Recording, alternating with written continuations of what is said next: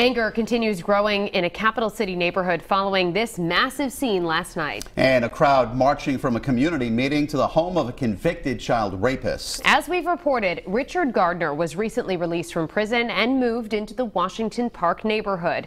New tonight, we're hearing from police on what's being done to help people living there feel safe. Eyewitness News reporter Kate Walsh is tracking the story, and she joins us now live from Providence. Kate?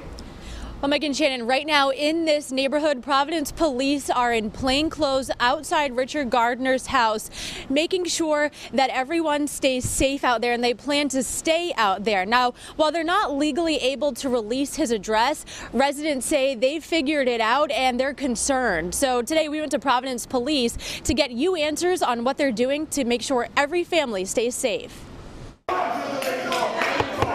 These are the voices of parents concerned for the safety of their children. An estimated 200 residents of the Washington Park community in Providence gathered to show their anger over convicted child rapist Richard Gardner moving next door to them. Everybody was there for a good cause, and everybody was there together. And they stood together, and it's good to see that in our neighborhoods. Eyewitness News spoke with Providence Police Major David LePayton Thursday morning after Mayor Jorge Alorza authorized overtime for a 24/7 police detail outside Gardner's house. If that's what it's going to take to deal with the unrest of the neighborhood, then maybe sometimes it's worth doing. Is this to protect him or to protect the neighbors? Both. Gardner served nearly 30 years of a 190-year sentence for kidnapping and raping boys in the 1980s, crimes and a conviction dating back before Megan's Law.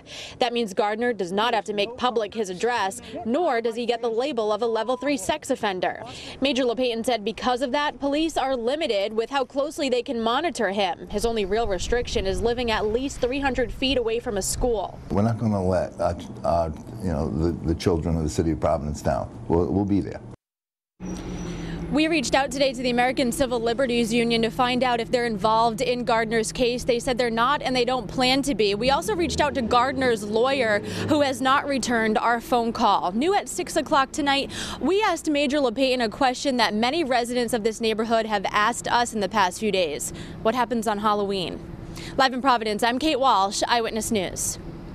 First at 6, concerns persist tonight in a Providence neighborhood that's now home to a convicted child rapist. And we've been tracking the case of Richard Gardner now for weeks. A community meeting last night ended with several upset residents marching to his home. And tonight, police say they aren't able to monitor Gardner as they would do other sex offenders, though they're keeping a close eye on him. Eyewitness News reporter Kate Walsh joins us live from the Providence Mobile Newsroom with new details. Kate?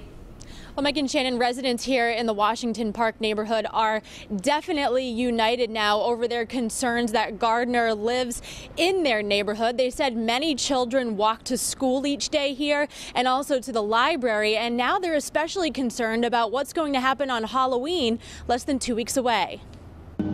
You won't recognize them, but they're out there. Providence police are in plain clothes outside convicted child rapist Richard Gardner's house 24/7. Our job is to keep law and order and make sure everybody's safe, and that's what we'll focus on. But Major David LePayton said they're limited with how much they can monitor Gardner. Our hands are tied right now.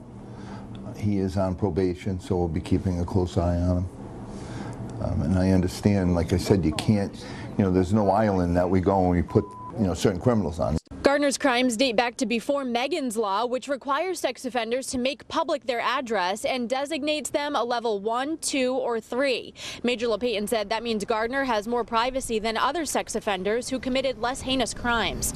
However, residents in Washington Park say they know where Gardner lives and they're concerned about Halloween night. Major LePayton said he can't remember a time a sex offender was charged on that holiday. Although it's a concern because there's a lot of children out, it's usually a night where we don't have problems like that. He said there are other sex offenders in the area and police are always out on that night keeping children safe. We also reached out to the American Civil Liberties Union today to see if they were involved in Gardner's case. They said they're not and they don't plan to be. We also reached out to Gardner's lawyer, but we haven't heard back from him yet. Live in Providence, I'm Kate Walsh, Eyewitness News.